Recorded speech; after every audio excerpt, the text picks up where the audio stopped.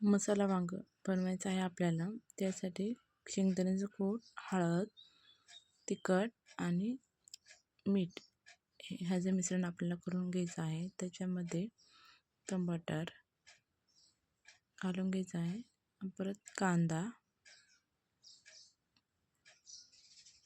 टाकला की त्यामध्ये थोडीशी कोथिंबीर घालूया. कोथिंबीर घालून झालं ते थोडंसं मीठ घालूया, हळद अजून थोडंसं परत थोडं कमी वाटल्यामुळे मी परत थोडं घालत आहे. त्याचं परत एकजीव करून घेऊया सगळ्यांचं.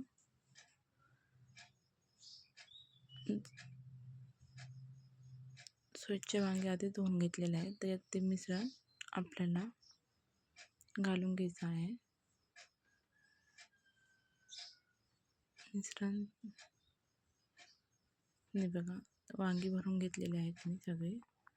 कुकरमध्ये तेल टाकलेलं आहे. छोट्या 4 पळ्या तेल आपल्याला कुकरमध्ये वापरायचंच आहे. मसाला वांगं बनवायचं म्हणजे थोडं तेल लागतं, थोडं जास्त. तेल गरम झालं की त्याच्यामध्ये जिरे मोहरी टाकायची आहे. कढीपत्ता त्यात घालायचा आहे. हळद,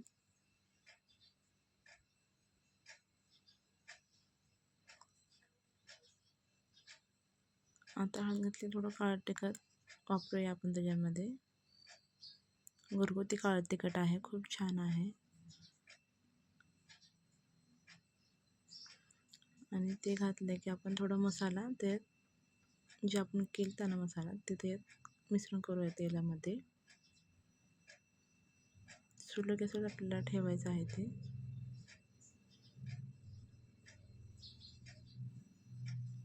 त्याच्यामध्ये आपण वांगी जी भरून ठेवले ते त्यामध्ये टाकायचे आहेत.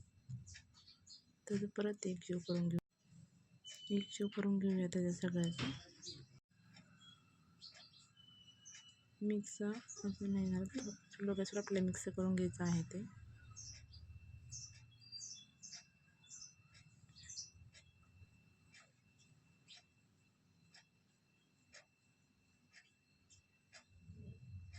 मिक्स झालं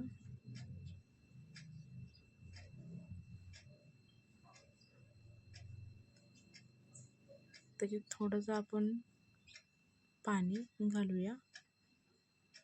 थोडंसं नॉर्मल, जास्त नाही घालायचं आपल्याला पाणी. मी आधी एक साईडला पाणी गरम करून ठेवलं होतं, तुम्हाला मी दाखवलं नाही आहे. 1 ग्लासभर पाणी गरम केलं तर परत त्यात ॲड केलेलं आहे मी. आणि कुकर लावून 3 शिट्ट्या आपल्याला करून घ्यायच्या आहेत. हे आपला मसाला वांगं तयार झालं आहे.